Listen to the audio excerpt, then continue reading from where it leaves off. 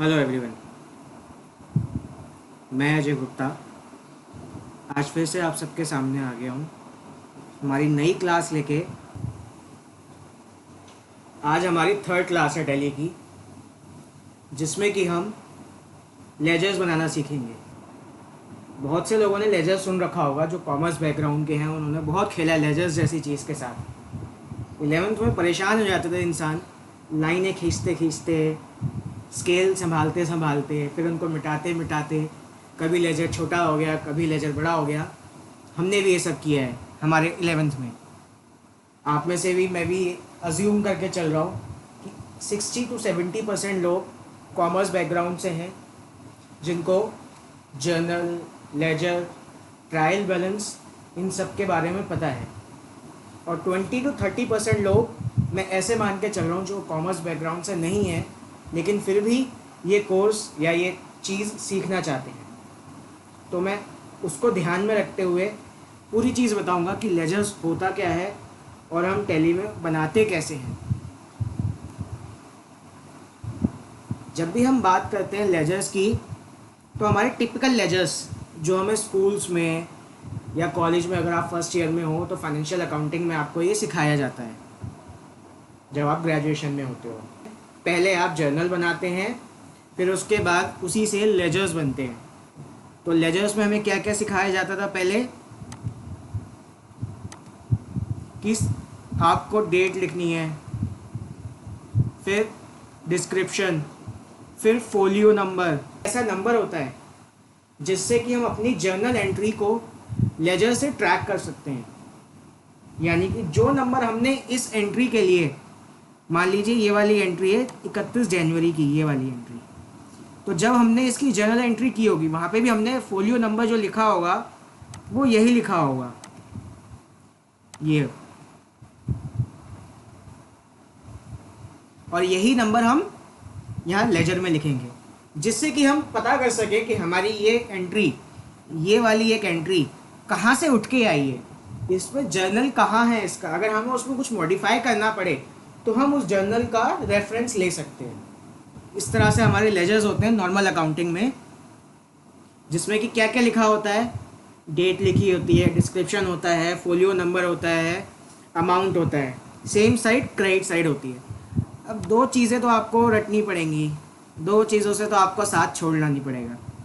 जैसे डॉक्टर का साथ स्टेथोस्कोप नहीं छोड़ता, ऐसे अकाउंटेंट्स या जो अकाउंट्स फील्ड में है उनका साथ डेबिट और क्रेडिट नहीं छोड़ते। थोड़ा सा आप मुझे इस पर सपोर्ट करना, क्योंकि मैं पहली बार ये चीज़ यूज़ कर रहा हूँ, तो हो सकता है शायद ये गलत बन रहा है, बट मैं पूरी कोशिश करूँगा कि आप ये समझ पाएँ।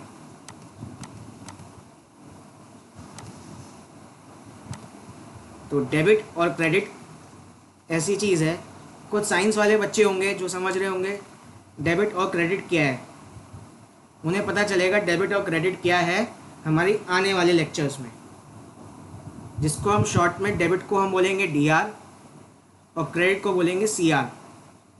बस आप इसको डॉक्टर और कंपाउंडर मत समझना, वो बायोलॉजी के टर्म्स हैं, वो डॉक्टर के टर्म्स हैं, आप उसको वहीं रहने दें। और अब हम अकाउंटिंग के पॉइंट ऑफ व्यू से इस पर बात करेंगे। तो ऐसे हमारे जर्नल से लेजर्स बनते थे और फिर इससे ट्रायल बैलेंस बनते थे। बट अब बात करेंगे टैली में, कि टैली में हम अपने फाइनल अकाउंट्स कैसे बनाएंगे। नॉर्मल हम क्या करते थे, पहले हमने जर्नल बनाया, लेजर बनाया, फिर ट्रायल बैलेंस बनाया, फिर profit and loss and balance sheet बनती थी। यहाँ पे हमें जर्नल एंट्री करने से पहले ही लेजर बनाने पड़ेंगे। वो लेजर बनेंगे कैसे, आइए मैं आपको टैली में लेके। यहाँ तक आपने कल करा था, हमने ABC प्राइवेट लिमिटेड एक डेटाबेस बनाया था, एक कंपनी बनाई थी, जिसमें अभी कोई वाउचर यानी कि कोई एंट्री अभी डली नहीं है। एंट्री कैसे डल जाएगी, अभी तो हमने कुछ करा ही नहीं है इसमें। तो हम सबसे पहले इसमें हम लेजर बनाएंगे। लेजर कैसे बनाएंगे, आपको इसमें कई सारे ऑप्शंस दिख रहे होंगे। जैसे ही आप कंपनी खोलेंगे सबसे पहले आपके सामने ये चीज़ आएगी, ये पूरा आएगा, जिसे हम कहते हैं गेटवे ऑफ टैली। अब गेटवे ऑफ टैली में कई सारी चीज़ें हैं जो कि आपको धीरे धीरे सब समझ में आएंगी। जैसे अकाउंट्स इन्फो हो गया, इन्वेंट्री इन्फो हो गया, अकाउंटिंग वाउचर्स हो गए, इन्वेंट्री वाउचर्स हो गए, बैलेंस शीट हो गई, profit and loss, stock summary, ratio analysis, display, and फिर से ये आ गया क्विट। केवीसी वाला क्विट। तो सबसे पहले हम बात करते हैं अकाउंट्स इन्फो की, क्योंकि हमें बनाने लेजर्स। तो अब हम बनाने जा रहे हैं लेजर्स। लेजर्स बनाने के लिए हमें क्या करना होगा, सबसे पहले हमें जाना होगा अकाउंट्स इन्फो में। देखिए इसमें भी शॉर्टकट्स आ रहे हैं। अकाउंट्स इन्फो में जाने के लिए ए आ रहा है, इन्वेंट्री में जाने के लिए आई आ रहा है, अकाउंटिंग वाउचर्स में जाने के लिए वी आ रहा है, बैलेंस शीट खोलने के लिए बी आ रहा है, प्रॉफिट एंड लॉस खोलने के लिए पी आ रहा है। तो अगर मैं यहाँ पे पी दबाऊंगा तो बिल्कुल मुझे ब्लैंक दिखेगा, यहीं मैं बैलेंस शीट दबाऊंगा तो मुझे ब्लैंक दिखेगा। अच्छा, लास्ट क्लास में एक मुझसे गलती हुई थी, मैंने आपको बता दिया कि आप आगे कैसे जाएंगे और आप कंपनी कैसे बनाएंगे, ये तो मैंने बता दिया, बट आपको ये नहीं बताया कि आप मूव फॉरवर्ड, यानी कि जब आप कंपनी बनाते थे इस स्टेप में आप कंपनी बनाते थे तो ये आप नेक्स्ट स्टेप लेते थे और आप पीछे जाते थे। तो आप ये कैसे कर सकते थे, जब हमें नेक्स्ट जाना है तो हम एंटर की हेल्प ले सकते हैं या फिर टैब से, या तो हम एंटर दबा के नेक्स्ट स्टेप पे जा सकते हैं या टैब दबा के। और हमें पिछले स्टेप पे जाना है तो हम बैक स्पेस से पीछे जाएंगे। अगर हमें पिछले जाना है तो बैक स्पेस से, और अगर हमें इसको सेव करवाना है यहाँ पे तो हम इसको एंटर दबाते जाएंगे। एंटर दबाते दबाते लास्ट ऑप्शन हमारा पूछेगा कि एक्सेप्ट करवाना है, वहाँ हमने येस दबाया या एंटर दबा दो, एक ही बात है। जैसे ही हमने एंटर दबाया वो कंपनी क्रिएट हो गई, वो यहाँ पर आ जाएगी आपके साथ, ठीक है। तो अब हमें जाना है सबसे पहले लेजर बनाने के लिए अकाउंट्स इन्फो। फिर इसमें कई सारे ऑप्शंस दिख रहे होंगे, ये आपके अभी समझने के नहीं है, ये मैं आपको आने वाली क्लासेस में समझाऊंगा। उसमें जाना है हमें लेजर्स। देखिए लेजर्स पे भी एक शॉर्टकट आ रहा होगा एल। जब आप ये आपकी फ्लुएंसी इस पर बढ़ जाएगी, फ्लुएंसी मतलब जब आपका इस पे हाथ बैठ जाएगा तो आपको ये सारे शॉर्टकट्स अपने आप ही याद हो जाएंगे।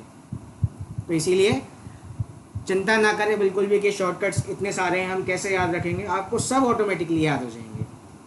तो हम चलते हैं आगे लेजर्स पे, और यहाँ दो तरह का ऑप्शन आ रहे हैं, सिंगल लेजर और मल्टीपल लेजर। सिंगल लेजर में क्या होता है, हम एक बार में एक ही लेजर बना पाते हैं, और मल्टीपल लेजर में मतलब एक से ज़्यादा लेजर आप एक समय में बना पाएंगे। तो पहले हम सिंगल लेजर बनाना सीखेंगे आज की क्लास में, फिर आगे आने वाले टाइम में मैं आपको मल्टीपल लेजर्स एक साथ कैसे बनते हैं मैं वो भी सिखाऊंगा, ठीक है। अब सिंगल लेजर में भी आपको तीन ऑप्शन दिख रहे होंगे, क्रिएट, डिस्प्ले और ऑल्टर।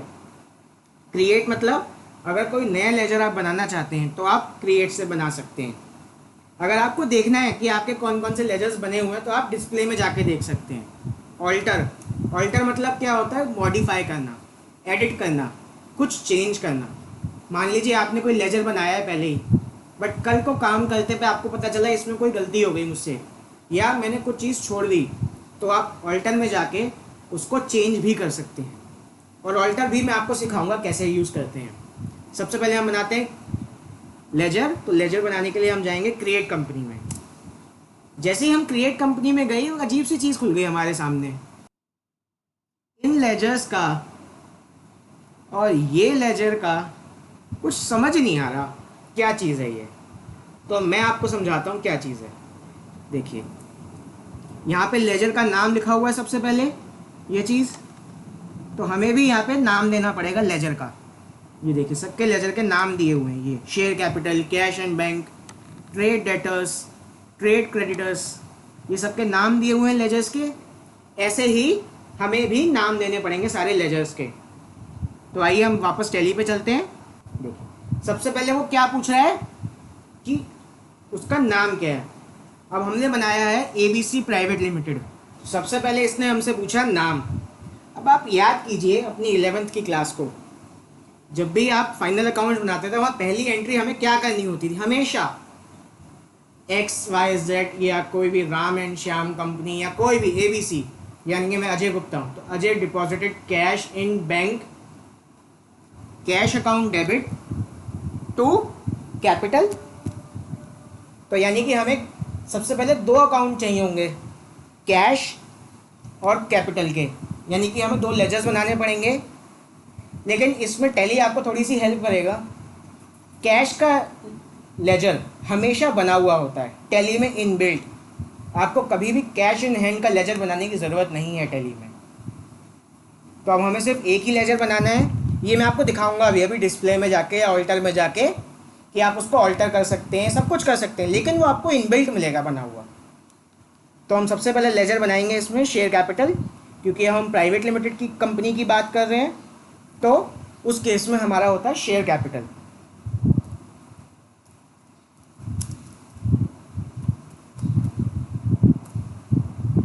अब हम नेक्स्ट करेंगे, एंटर दबा के नेक्स्ट स्टेप पे आएंगे, एंटर दबा के या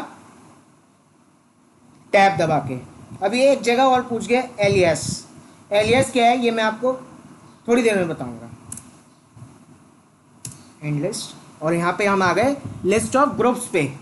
अब लिस्ट ऑफ ग्रुप क्या चीज़ है, ये नई खुल गई। Bank accounts, bank OCC, bank OD, branch division, capital account, cash in hand, current asset, current liabilities, deposits, direct expenses, duties and taxes, expenses, fix assets, बहुत सारा ये खुल गया, कुछ बड़ी सी चीज़। अब ये पूछ रहा है कि आप जो ये लेजर बनाना चाहते हैं वो किस हेड में जाएगा। किस हेड मतलब किस ग्रुप में जाएगा। मान लीजिए आप किसी कॉलेज में पढ़ते हैं, तो कॉलेज में पढ़ते हैं तो आपके जैसे और भी कई सारे स्टूडेंट्स होंगे, हज़ारों में स्टूडेंट्स होंगे जो उस कॉलेज में पढ़ते होंगे। आपको किसी एक स्टूडेंट के बारे में कुछ जानना है, तो आप बोलेंगे कि मुझे अजय के बारे में जानना है। अब अजय तो कॉलेज में बहुत सारे होंगे, बहुत सारे होंगे ना कॉलेज में। तो अब आप किसी के पास गए, मान लीजिए अपने स्टाफ में या मैनेजमेंट के पास, जी मुझे अजय की इन्फॉर्मेशन चाहिए। उन्होंने सिस्टम में डाला अजय। अब अजय तो कई सारे आ जाएंगे, वो आपसे पूछेंगे कौन सी क्लास में हैं, क्या करते हैं, कहाँ रहते हैं, उससे हमारी निकल के सर नेम क्या है। तो आपके कहीं ना कहीं ग्रुप्स हैं, आप स्टूडेंट हो और आपका एक क्लास का ग्रुप है, यानी कि सारे बच्चे उसी क्लास में जाके पढ़ते होंगे, सब एक ही नोट्स पढ़ते होंगे, सबको एक ही टीचर पढ़ाते होंगे, सबकी बुक्स एक सी होंगी। सेम उसी तरह ये भी ग्रुप्स बने हुए हैं सबके। ये मैं आपको और अच्छे से समझा पाता हूँ अपनी स्लाइड शो में ले जाके। ये देखिए, ये हमारे सामने खुल गई बैलेंस शीट। बैलेंस शीट आपने देखी होगी, किसी भी कंपनी के न्यूज़पेपर्स में आती रहती हैं बैलेंस शीट। जो भी लिस्टेड कंपनीज होती हैं उनको क्वार्टरली अपनी फाइनेंशियल्स पब्लिश करवाने होते हैं न्यूज़पेपर में। अगर आप Hindustan times, times of India या ऐसे इकोनॉमिक टाइम्स अगर आप पढ़ें तो उसमें बहुत सारी बैलेंस शीट्स आपको देखने को मिलेंगी। इसमें क्या चीज़ है देखिए, सबसे पहले तो लिखा हुआ है यहाँ पे लाइबिलिटीज़ और असेट्स। मैं ये मान के चल रहा हूँ कि लोगों को पता है कि हमारी लाइबिलिटीज़ क्या होती हैं और हमारे असेट्स क्या होते हैं। अब लाइबिलिटीज़ में भी कई सारी चीज़ें होती हैं, जैसे कैपिटल फंड हो गया, और फंड्स हो गए, हमारी करंट लाइबिलिटीज़ हो गई, हमारे और भी आउटस्टैंडिंग एक्सपेंसेस हो गए, सन्ड्री क्रेडिटर्स हो गए, या जो हमें पैसा मिल गया लेकिन जिसकी इनकम अगले साल हमें बुक करनी है, वो चीज़ें हो गई। तो ये सारी हमारी लाइबिलिटीज़ हैं। उसमें से ये हमारा कैपिटल का पार्ट हो गया जो कि हमारी कैपिटल में जाएगी। देखिए यहाँ पे भी कैपिटल का बना हुआ है ग्रुप, कैपिटल अकाउंट। सेम इसी तरह बैंक ओवरड्राफ्ट है या आउटस्टैंडिंग एक्सपेंसेस है। ये क्या है, ये हमारे वो लाइबिलिटीज़ हैं जो with in a period, with in a year, या अगर हम मान के चलें तो लेमैन की भाषा में अगले आने वाले 12 महीने के अंदर अंदर ये पे ऑफ हो जाएंगे। यानी कि अगले फाइनेंशियल ईयर ख़त्म होने से पहले पहले ये पे ऑफ हो जाएंगे। तो हम इनको कहते हैं करंट लाइबिलिटीज़। क्या कहते हैं? Current liabilities. और ऐसी वो लाइबिलिटीज़ भी होती हैं जो 1 साल से ज़्यादा चलेंगी, जैसे हमारे बैंक के लोन्स होते हैं, वो 10-10 साल 20-20 साल चलते हैं, या कहीं से हमने और फैमिली में किसी से या फ्रेंड से किसी से लोन ले लिया है जो कि हम अगले 3-4 सालों में लौटाने वाले हैं। तो वो क्या होगा, करंट लाइबिलिटीज़ का उल्टा, यानी कि वो लंबे टाइम, करंट लाइबिलिटीज़ होती है विद इन 12 मंथ्स, लेकिन वो होगा मोर देन 12 मंथ्स।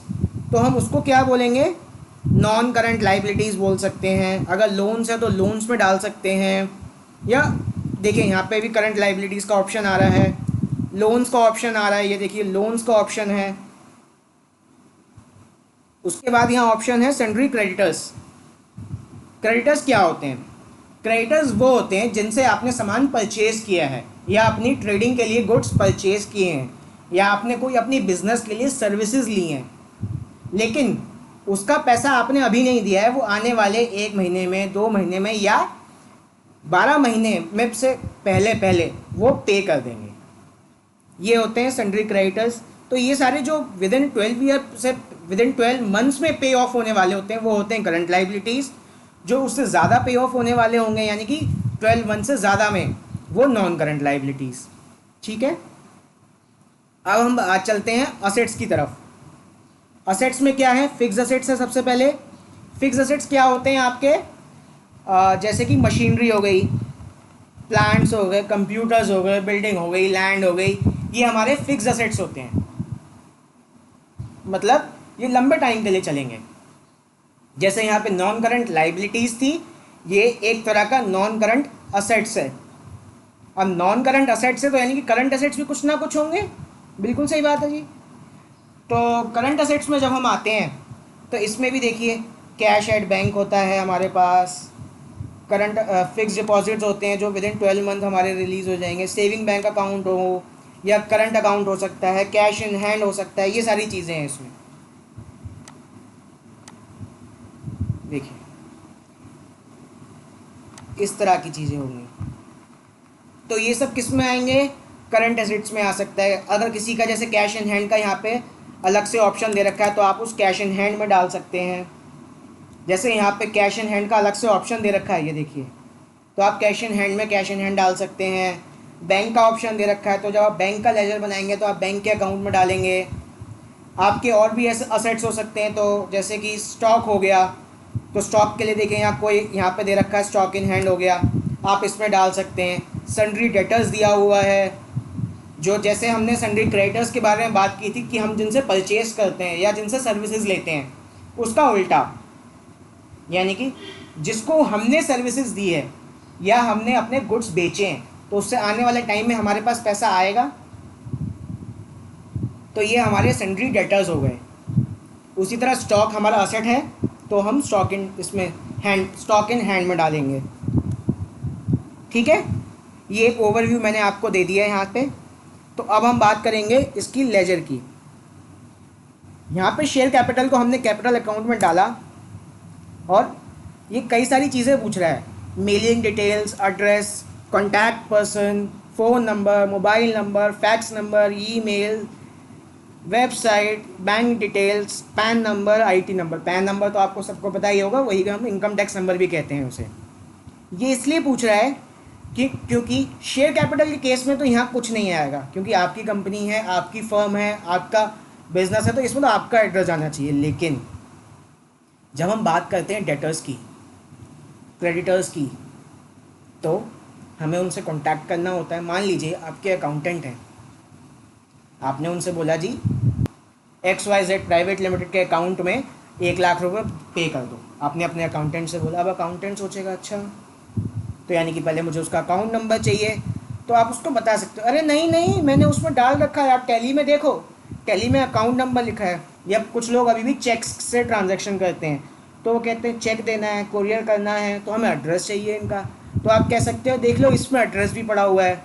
या आपको कहीं उनसे बात करनी है, अपने डीलर से बात करनी है, तो इसमें मोबाइल नंबर भी पड़ा हुआ है। आप इसी में से सब कुछ ले सकते हो। ये आपका वन सल्यूशन है हर चीज़ के लिए।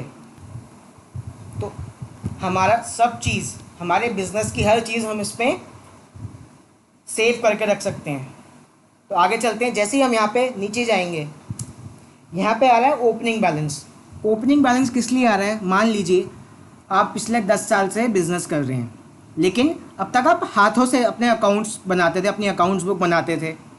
तो आपकी जैसे मान लीजिए आपने सोचा कि 1 अप्रैल 2020 से मैं अब मैनुअल अकाउंटिंग को छोड़ के टैली में अकाउंटिंग करूँगा।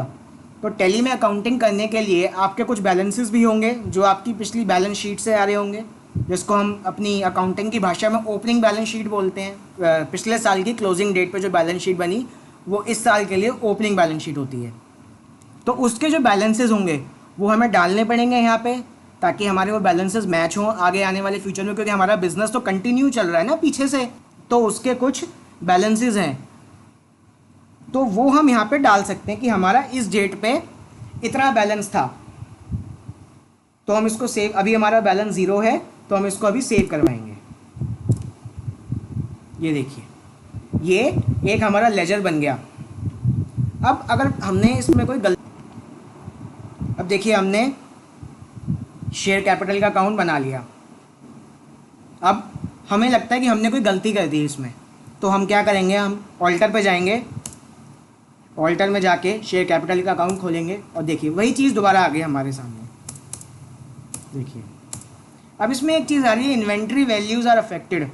ये जब हम सीखेंगे, जब हम इन्वेंट्री के साथ अकाउंटिंग करना शुरू करेंगे। अभी हम विदाउट इन्वेंट्री अकाउंटिंग सीखेंगे पहले, ठीक है। अगर इसमें कोई गलती होती है तो आप यहाँ से अपना देखिए नाम भी लिख सकते हैं, एड्रेस लिख सकते हैं, स्टेट लिख सकते हैं, कंट्री लिख सकते हैं, पिन कोड, सब कुछ लिख सकते हैं यहाँ पे। अभी यहाँ पे हम सिर्फ पैन नंबर लिख रहे हैं। आगे आने वाले फ्यूचर में जब हम जीएसटी में काम करेंगे, जीएसटी के अकाउंटिंग करेंगे, तो यहाँ पे हम जीएसटी नंबर लिखेंगे अपनी पार्टीज़ का या ट्रेडर्स का, ठीक है। तो हम आगे चलते हैं। ये हमारा एक लेजर बन गया। तो इसका एक छोटा सा ओवरव्यू भी हम दे सकते हैं कि इस तरह से हम लेजर बनाते हैं। ये तो हो गए हमारे बैलेंस शीट्स के पार्ट। सेम इसी तरह हमारी इनकम एंड एक्सपेंसेस भी होते हैं। इनकम एंड एक्सपेंसेस किस तरह से होते हैं, ये देखिए। एक लेजर हम और बनाएंगे। अभी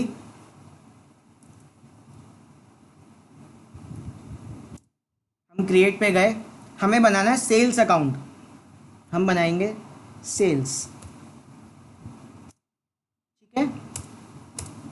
हमारे यहाँ पे अब इसने पूछा ये क्या चीज़ है, अब हम ढूंढेंगे सेल तो यानी कि हमारी इनकम है। अब इनकम है तो क्या चीज़ होगी, तो हम यहाँ पे पहले ढूंढेंगे क्या सेल है, एस। तो देखिए सेल्स अकाउंट है यहाँ पे, तो हम कुछ नहीं सोचेंगे, सिर्फ सेल्स अकाउंट में डाल देंगे। और जैसे अब इसने फिर से पूछा इन्वेंट्री वैल्यूज़ आर अफेक्टेड, तो अभी हम इसको नो करके चलेंगे और इसको हम सेव करवा देंगे। जैसे ही हमने सेव करवाया हमारा एक और लेजर बन गया। अब हम दूसरा लेजर बनाएंगे खर्चों का, परचेज का। तो परचेज हमने करा यहाँ पे,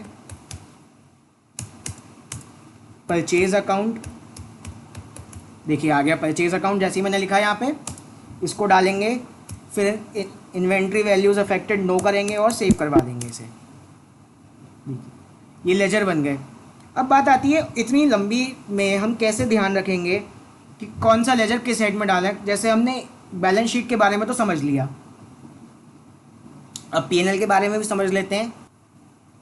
अब हम बात करते हैं हमारे trading and profit and loss account के बारे में। इसमें क्या होते हैं, आपको कई सारे नाम दिख रहे होंगे, बीच में 2 लाइनें बनी हुई हैं। इसमें क्या है, ये हमारे इनकम का पार्ट होता है जो भी क्रेडिट में यानी कि राइट साइड में होता है।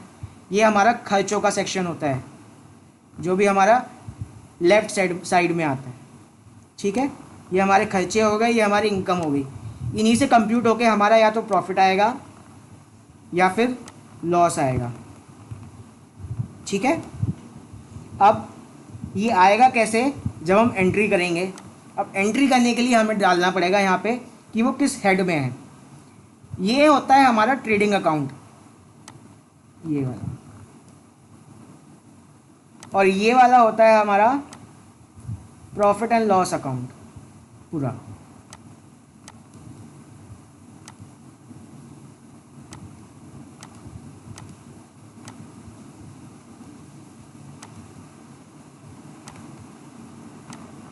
ये हमारा प्रॉफिट एंड लॉस अकाउंट है। यहाँ पे हमारे वो खर्चे आते हैं जो कि उस प्रोडक्ट को बनाने के लिए आते हैं। मतलब हम कोई मैन्युफैक्चरिंग कर रहे हैं, हम एक मान लीजिए एक टॉय बना रहे हैं बच्चों के लिए, तो टॉय बनाने के लिए जो जो खर्चे होंगे वो हमारे सारे ट्रेडिंग अकाउंट में आएंगे। जैसे रॉ मटेरियल परचेज़ करा हमने, उसको लाने के लिए हमने कैरेज दिया होगा, उसको बनाने के लिए वेजेस दिया होगा हमने लेबर को, ठीक है। तो यहाँ तक हमारा क्लोजिंग स्टॉक यानी कि हमारा स्टॉक बन के तैयार हो गया जो हम आगे फ्यूचर में बेचेंगे। उस प्रोडक्ट को बनाने के लिए जो भी खर्चा हुआ वो हम कहेंगे डायरेक्ट एक्सपेंस। क्या कहेंगे? Direct expense. और जब हम उसको बेचेंगे, उस प्रोडक्ट को बेचेंगे और उसको ये सेल होगी, उस इनकम को हम बोलेंगे डायरेक्ट इनकम। क्या बोलेंगे? Direct income. ठीक है। और वहीं हमारा प्रोडक्ट बन गया, अब हमें उसे बेचना है, तो उसको बेचने के लिए या हमारा जो स्टाफ है वो लगा हुआ है, जो सेल्स स्टाफ है वो लगा हुआ है। अब जब बिकेगा तो उसकी अकाउंटिंग करनी होगी, तो हमारा अकाउंटिंग स्टाफ है। जब हमारे वेयर हाउस से निकलेगा तो हमारा ऑपरेशन का स्टाफ है, जो कि हमारे सारे ऑपरेशंस देखता है कंपनी के, तो वो अलग है, उनकी सैलरीज हो गई। अब हम भेज रहे हैं सामान तो उसका भाड़ा हो गया, जहाँ हमारा ऑफिस है वहाँ का रेंट हो गया, कुछ को हम डिस्काउंट भी दे रहे हैं, कुछ कस्टमर्स को जो हमें हाई क्वांटिटी लेते हैं हमसे, उनको हम डिस्काउंट भी देते हैं, वो हो गई। इंश्योरेंस हो गए, एडवर्टीज़मेंट हो गई, हमने सामान बेचने के लिए एडवर्टीज़मेंट रखी है, हमने लोन लिया है बैंक से, उसको पे ऑफ करते टाइम हम उस पर इंटरेस्ट दे रहे हैं, वो इंटरेस्ट हो गया। ये सारे होते हैं हमारे इनडायरेक्ट खर्चे। मतलब डायरेक्ट खर्चे तो वो हो गए जो हमें बनाने के लिए आए, फिर उसको बेचने के लिए जो खर्चे आए, जो बेचने के लिए हमने खर्चे इनकर करे, वो हमारे हो गए इनडायरेक्ट एक्सपेंस। तो हम टैली में आते हैं। देखिए मैं यहाँ पे बनाऊंगा सैलरी का अकाउंट, सैलरी। अब आप बताइए मुझे किस में आना चाहिए, डायरेक्ट एक्सपेंस में कि इनडायरेक्ट एक्सपेंस में? इनडायरेक्ट एक्सपेंस में। ये देखिए जैसे मैंने यहाँ पे करा तो यहाँ एक्सपेंस इनडायरेक्ट या इनडायरेक्ट एक्सपेंस, ये दोनों एक ही बात है, आप किसी में भी डाल दें दोनों एक ही जगह जाएंगे। इसने बोल दिया कि सैलरी आपका इनडायरेक्ट खर्चा है तो आप इनडायरेक्ट एक्सपेंस में डाल दीजिए। फिर वही पूछ रहे कि इन्वेंट्री, तो हम इसको अभी नो करेंगे और सेव करवा देंगे। खर्चों के केस में हमारे ओपनिंग बैलेंसेस नहीं होंगे, जो पीएनएल के पोर्शंस होते हैं, जो पीएनएल का पार्ट होता है उसमें हमारे बैलेंसेस नहीं आते हैं, पीछे से बैलेंस शीट से आते हैं। ठीक है। सेम इसी तरह हम एक बनाएंगे इंश्योरेंस।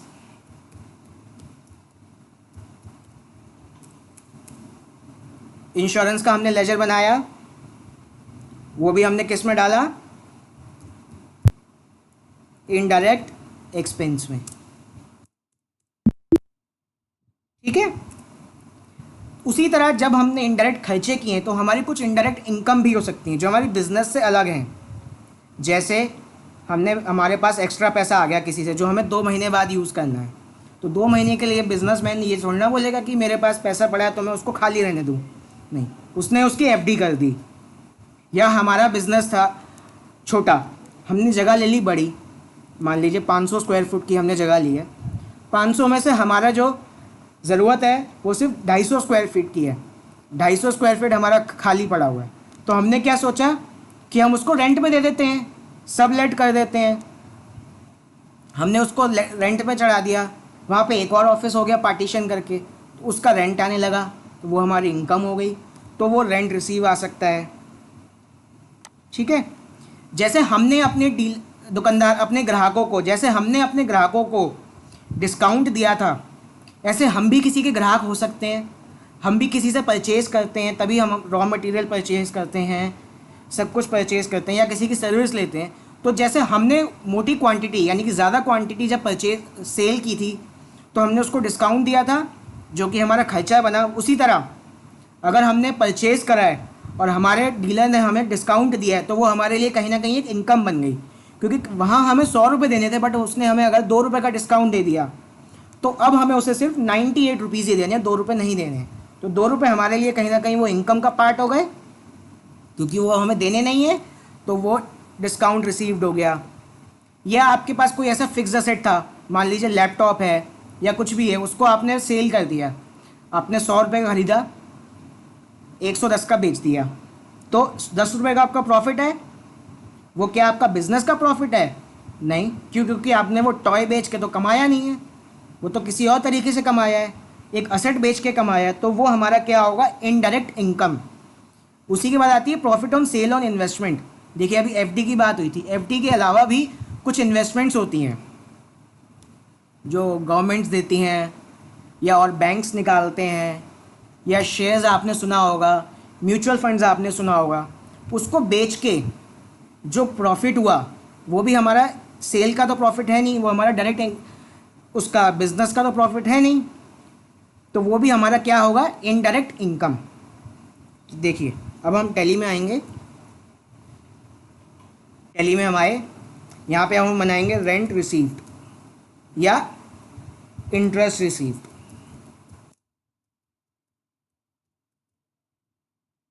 इसमें क्या आना चाहिए, इनकम होना चाहिए। पहली बात तो कौन सी इनकम होनी चाहिए, इनडायरेक्ट इनकम। जैसे एक्सपेंस के दो बने थे, इनडायरेक्ट एक्सपेंस और एक्सपेंस इनडायरेक्ट, ऐसे ही इनकम के भी दो ग्रुप आएंगे यहाँ पे, इनकम इनडायरेक्ट या इनडायरेक्ट इनकम। किसी में भी डाल दीजिए, कोई फ़र्क नहीं पड़ेगा।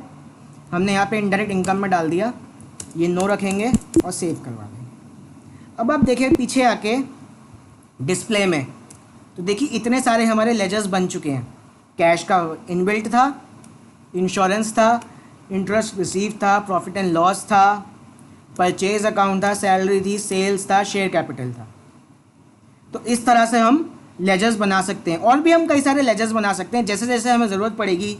ठीक है, ये आप समझ गए।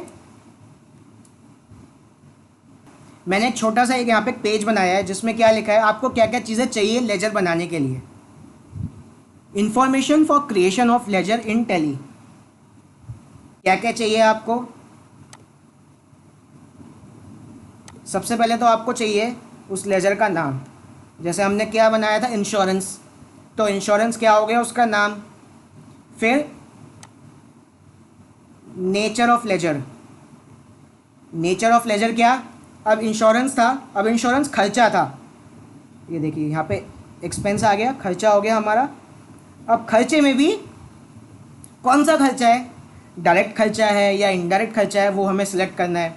या अगर हमने शेयर कैपिटल का अकाउंट बनाया तो वो हमारी क्या थी, एक नहीं ये एग्जांपल नहीं। या फिर cash in hand, cash in hand का जो लेजर था वो इसमें इनबिल्ट था, लेकिन किस में होगा, वो असेट्स में होगा कहीं ना कहीं, तो आप उसका नेचर क्या लेंगे, असेट्स। लेकिन टैली में इसका एक अलग से ग्रुप बना हुआ है जिसको हम कहते हैं कैश इन हैंड, तो वो ऑटोमेटिकली कैश इन हैंड अगर आप सिलेक्ट करेंगे तो करंट असेट्स में ही जाएगा।